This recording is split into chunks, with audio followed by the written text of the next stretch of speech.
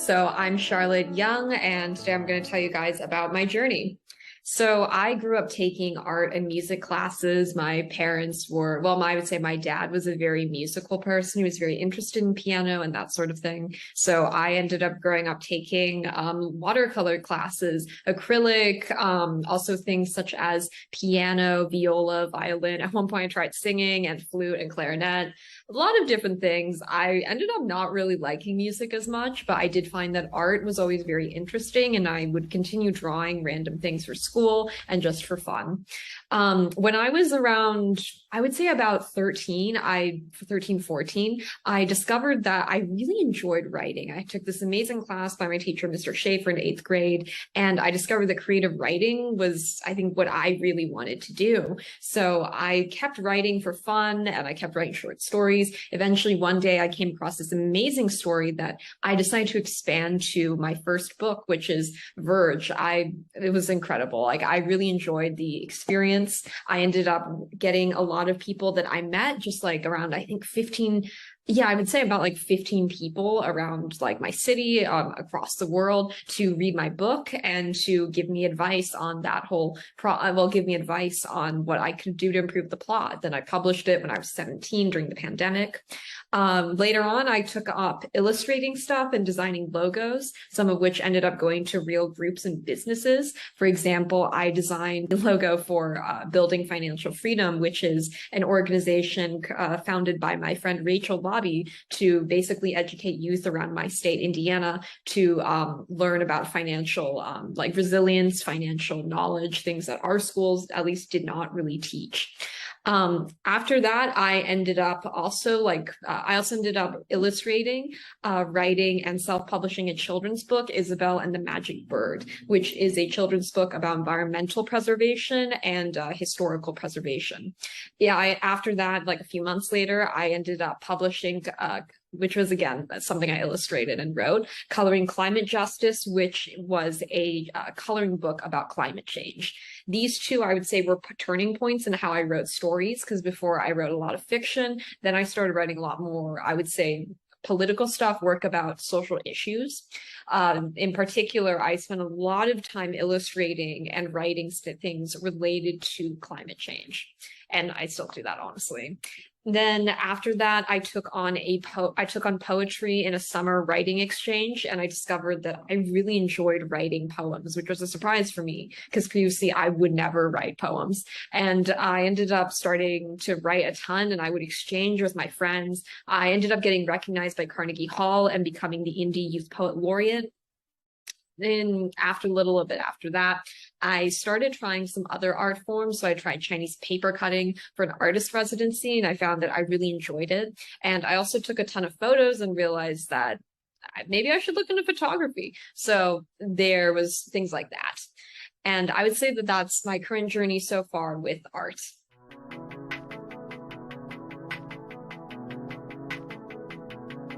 All right, so Verge started off as a short story for me. I just wrote something just impulsively after reading Red Rising, which is my favorite novel. And I ended up, by the time I was done with it, I realized that this is really the beginning of a story. It's the beginning of something a lot more. Well, I should say the beginning of a novel. And so I just kind of shelved it because, well, okay, I started writing with 100 to 150 pages of what basically became just kind of like trash. I don't know how else to describe. I'm very blunt towards my work. When I read it, it didn't work. Nothing about it felt right. And so I ended up just putting that stuff away. It didn't work. I couldn't understand what was wrong with it. So I ended up like kind of shelving the book. And honestly, I ended up shelving writing in general for a few months because I was just so disappointed by what happened, and so disheartened by the whole experience. Like, I wrote over 100 pages, the most I ever wrote in my entire life, and it didn't work. So then the pandemic happened. And I suddenly had a lot of free time. And I realized that this is the time for me to actually start putting in the effort to actually start creating the book that I want. And so I started really going back to my original things, well, my original notes on Google Docs. I only write on Google Docs. I'm not I know some people, they write in journals, things like that. It's never worked for me for some reason. I have to like write it online on like a computer. So I made a lot of lists about the characters. And this time I decided to go a lot deeper. This time I ended up making mood boards on Pinterest for the different characters. Like, what would their house look like? What is like what's their favorite color? What would they wear? It sounds like things that wouldn't really matter, but at least in my experience, it made the characters a lot more real to me. And it made them a lot more distinct in my experience. I tried writing about what are their tics? What do they do when they're frustrated? How do they react? And how do they speak? So I started writing in their voice and trying to really understand that on different documents. Now, to keep the plot, I technically had an outline, but I'm kind of one of those people who is kind of a mix of a planner, so someone who writes stories based solely on outlines, and a pantser, so someone who goes off the rails frequently. So I would like have an outline and I'd follow that for a little bit, and then I'd suddenly just change the direction of a scene, just completely change the plot because of something a character says, because it made more sense to me that what the character's doing once I got to understand my characters better. You'll find sometimes if you write a lot that your characters will drive the story more than any plot that you can engineer as an author. That just means that you know your characters really well and that you're on track, and you're probably going to create something that's pretty good, or at least the best that you could probably make at that time. Now, something that I would say that was really important to me, having a successful book, well, successfully completing the book, I'd say, is that I had a community to keep me on track and to point out plot holes that I'd fix. My community was my beta readers. These were people who amazingly, and it still amazes me to this day, honestly, agreed to read a book that has like 300 pages. They agreed to read that. Like, that's insane. I have the book with me actually right now. It's this book. It makes me so happy just to see this thing. Like,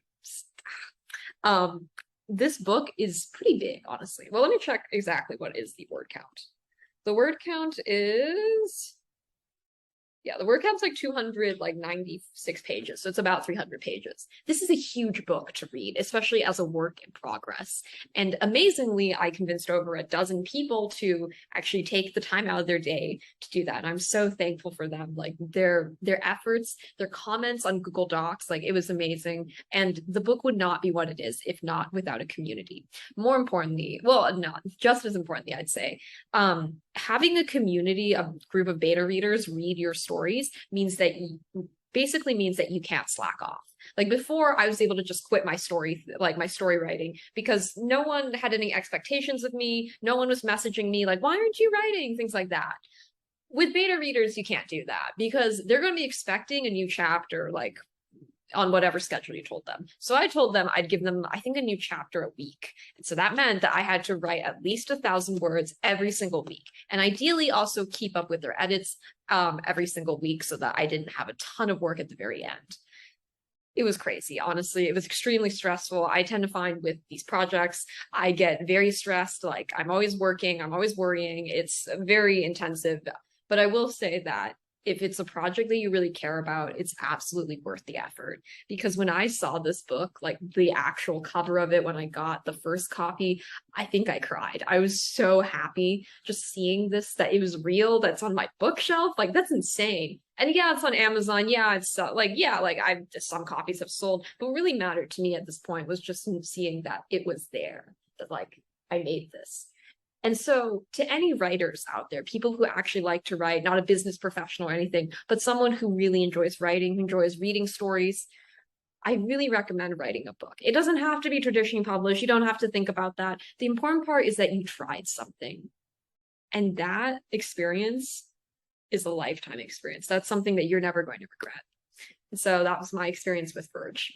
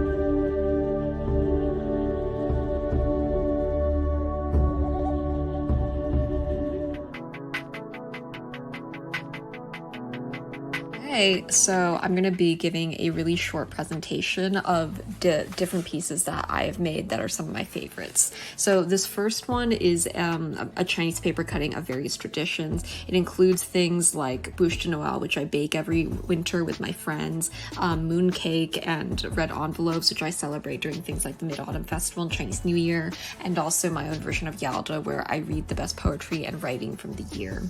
Now, this next piece I made as a virtual artist resident for Our Climate Voices, and this piece is really how I felt about the Earth, which I'm going to let you guys figure out. Now, this piece is really fun for me. I originally created just a random graphic on Procreate, and then I decided to actually make it into a physical pin. So I had to go through this whole adventure, this whole story about Alibaba, where I had to go through different manufacturers. One that was actually crazy. This woman would say things like, "Oh, my dear friend, how are you?" And just like, "Oh, please don't leave me," when I said I wouldn't work with her. It's very interesting. Now, this is a replica of an existing piece. I love this piece. It was just something that I realized I love making pen replicas of existing paintings from this. Now, this piece is the cover of my first book, Verge. I love the balance between the colors and the text. This piece is a logo that I designed for a friend. It's just very fun and cute, and also just very informative, tells exactly what it's about. Now, this piece kind of goes with this piece in that they are both characters from this fictional world that I made. And then this piece is basically just kind of related to the earlier two. It's just like some sort of character. All right, so I also wrote two other books aside from Verge. The first is Isabelle and the Magic Bird. I wrote this as a capstone project when I was a national team leader for the American Battlefield Trust. Basically, this picture book, it's a story about a girl discovering her own activism and like her own power and agency as a young person, and also the importance of environmental and historical preservation. I love this story. This is definitely my favorite thing I think I ever made in high school. The illustrations are very distinct. I had a lot of trouble actually making the illustrations because I wasn't used to digitally illustrating anything. This might be my favorite picture in the book. I'm not sure. Like there's I would say 5 or 6 images in here that I'm very proud of. This thing made me question everything I knew about writing, about myself. It made me kind of feel like this kid right here. Just really made me feel like that.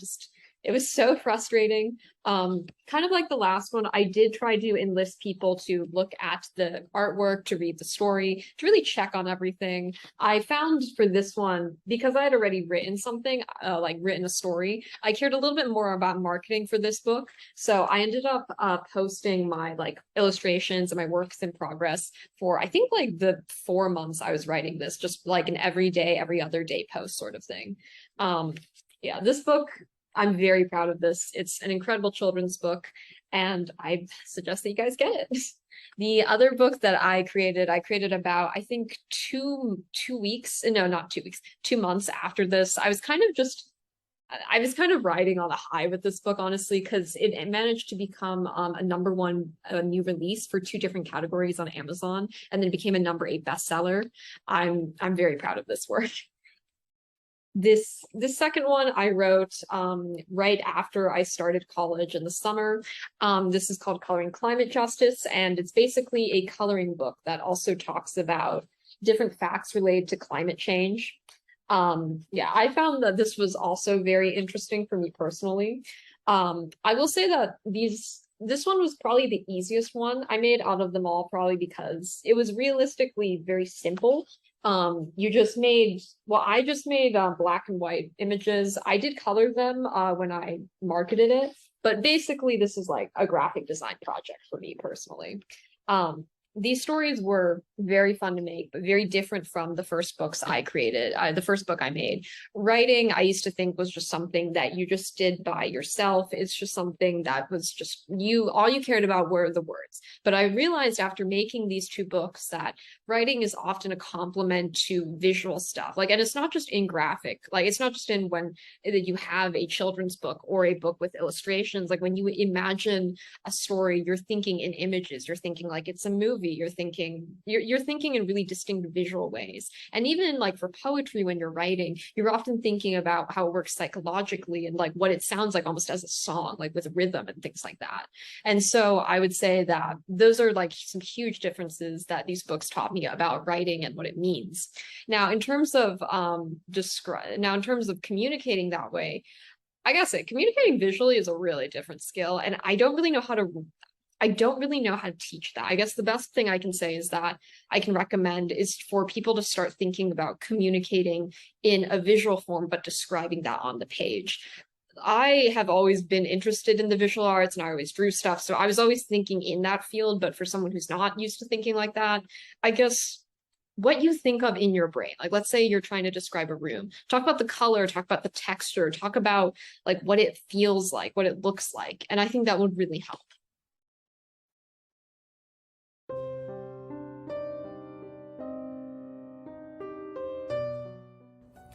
Doll. In southern Africa, an Indabella suitor indicates their intention to propose marriage by placing a doll outside a young woman's hut. Folk Art Museum of Central Texas, ceremonial doll. Namusa can only say 100 words a day. If she wants a lemon or peach, she sketches it. When someone calls, she waves. Today, Tandiwe was married. Namusa rubs the citron peel across her lips, skin holding the remnants of hastily scrubbed ash, white-knuckled hand clutching a beaded doll. Tandiwe is leaving soon. Tears make pale tracks on her mahogany skin. Namusa's tongue stings as citric acid burns a mouth bloodied raw. Tandiwe taps on her window. Namusa crawls to her window and cracks it open. She presents to Tandiwe her doll, 100 whispered words slipping out. I love you.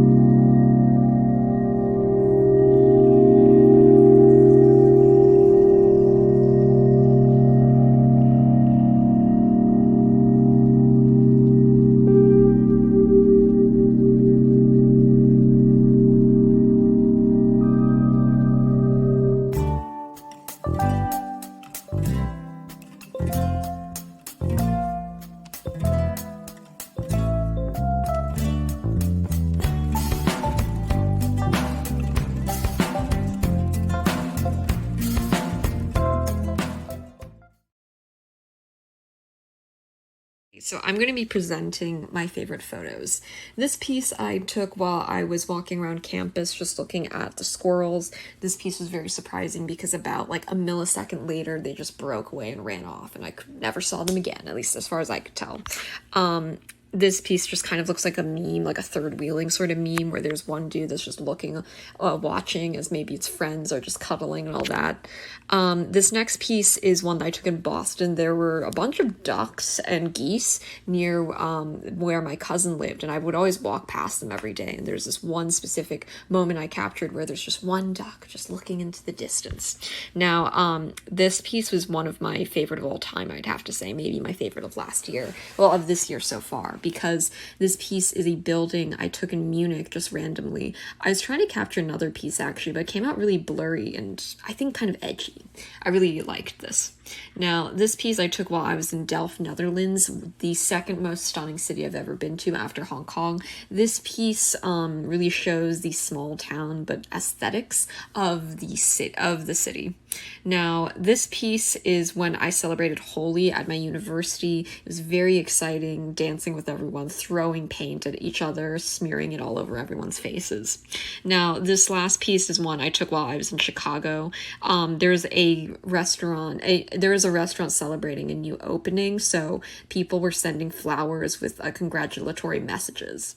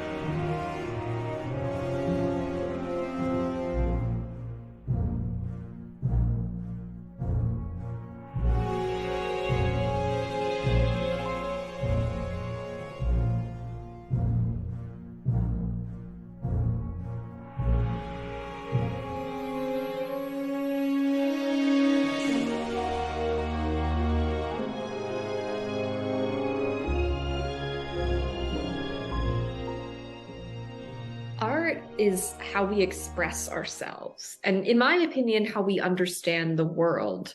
Personally, I found that art has brought a lot of joy and meaning in my life. I don't know what life is, honestly, without writing, without art. For me personally, I think when I often think about it, boiling down everything in my life, the only thing that I think is my life purpose, I'd say, is helping others and also art, because I cannot think of another thing that I can really bring to the table, to the world, that is so uniquely different as my experiences in art. What I think, yeah, just art. I think art is just this incredible thing. And art, when I say art, means visual arts, writing. It could mean a lot of things, honestly. It include things like coding, song, dance, music, all of that. I think that it really is how we express things. I cannot think of another medium that is just so haunting and so memorable for so many people, because we can all point to the moment when a movie, when a song, when maybe a painting changed our view of the world. We can point to a time when we related and saw ourselves as the villain or the hero or something else. We can all do that. We can all see that. And we even tell our stories in the form of a story. We tell our lives like it's a story. And I think that that is just an incredible instinctual thing about us that we shouldn't neglect, and we should instead try to develop to see more of what we like in our lives and to understand it. Now, in terms of future plans, I'm probably going to be publishing a chapbook, children's book, and probably another novel, but like traditionally published this time. So under an official press, probably via a literary agent. I'm probably going to do all of those at some point in my life. I can't make any distinct promises for the near future. Like, I don't really know what I'm doing a year from now, but I'm probably going to keep publishing poetry because I have really enjoyed what I've done in that medium so far. And I think that it is the medium through which, surprisingly, I think I can have the most impact. Yeah. Though I will say that a lot of my, like, these are really vague plans, but they're going to happen definitely in the next, ideally 40 to 70 years I'm alive. I think that right now my focus is on international relations. So I guess in terms of writing, I'll probably be creating a lot of nonfiction pieces related to things like water diplomacy, refugee migration issues, climate change, things like that. But those are just my experiences so far, and thank you so much for listening to my journey. Bye.